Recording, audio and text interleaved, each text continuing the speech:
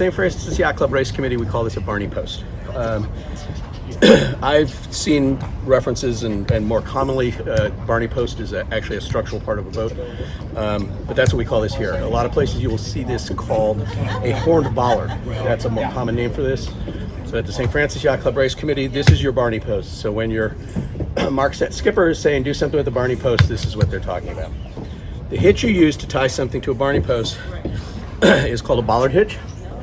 And what we use this for a lot is when we need to tow a mark. We've set the mark already, and then there's a wind shift, and we need to move the mark. We are going to have a lot of load on that, so we need something really strong. And what we'll do is we'll pick up the middle of the line. We don't bring the whole anchor and everything back on board.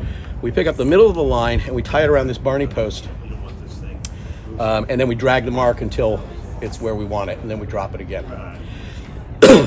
One thing that's very important is that because you're picking it up in the middle, there may be a temptation to take the end that's attached to the mark rather than the anchor, which is very light and easy. But if you start doing your tying it off with that,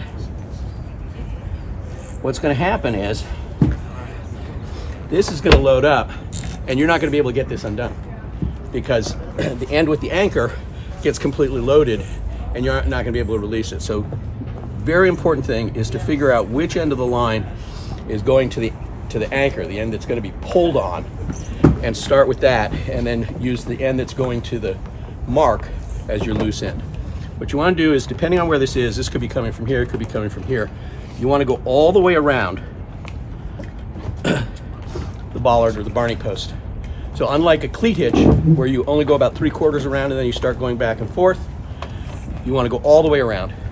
From there, and you want to go underneath the horn. From there, it's just like a cleat hitch. That's all there is to it. If you're going to be towing it for a short period of time, short distance, you may not even put that loop in. You may just go around like that and hold it in your hand, because when we get to the point where they want to let it go, there's going to be a very quick get ready to drop, and so you don't want to be untying a whole lot of knot. You just want to be able to go, let it run free. Okay, so it's almost identical to a cleat hitch, except you go all the way around and then you do the rest of your knot.